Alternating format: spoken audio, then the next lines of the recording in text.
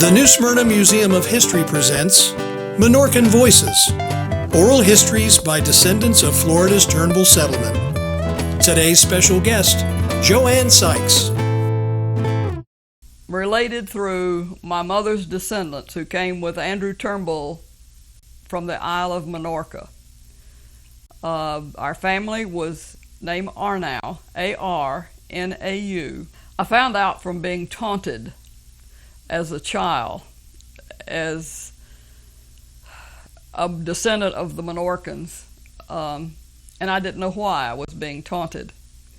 I did not know why I was being picked at, so I asked my mother one day, and of course that was something that back in the days when I was growing up, they didn't talk about. And I've learned through the years, and I understand why. Because she went through so much as a descendant of the Minorcans as a child growing up, and she really didn't want to talk about it.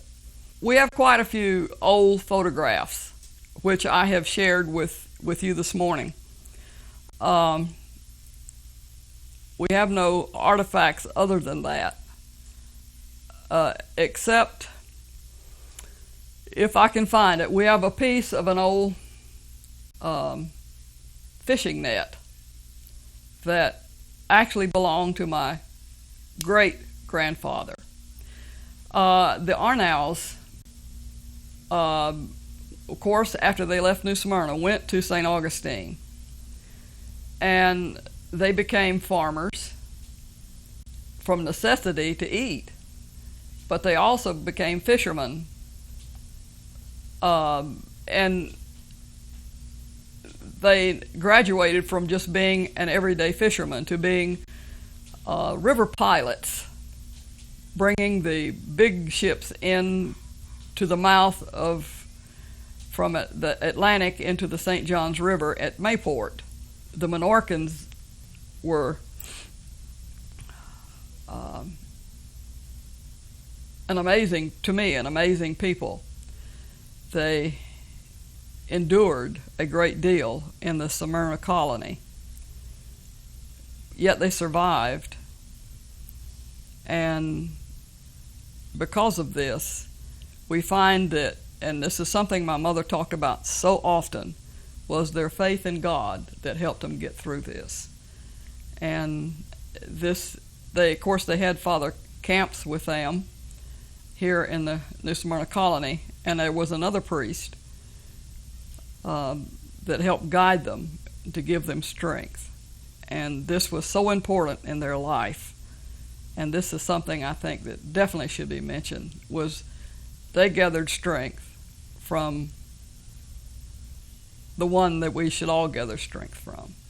A group of men came to the New Smyrna colony from St. Augustine to inspect the colony, and a small boy, and in the book they call him a lad, and his name was Arnau, heard the men over talking, and they said that these people did not have to live in this manner if they realized it, if they got control.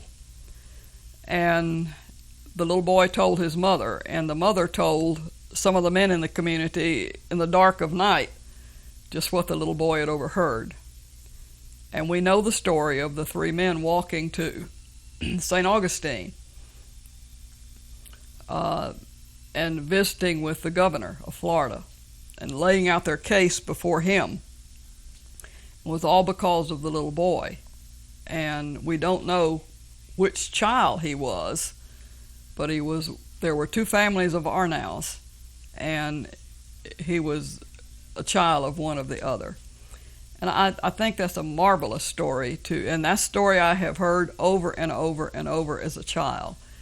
And then to read it in a book, I thought that was one of the highlights of researching and studying the New Smyrna colony to me, and being able to share that when I give history talks. The Minorcans played such a tremendous part in the early settlement of Florida, even though the colony here failed and they had to start all over again. And that's something no one happens to think too much about. But they had to start all over again when they went to St. Augustine. And even when the group moved to different places in Florida, like over around the Tampa area and around Mayport and around Mandarin, these people had to start all over again. So that's why I like to let people know that they're survivors, that they suffered, yet they endured.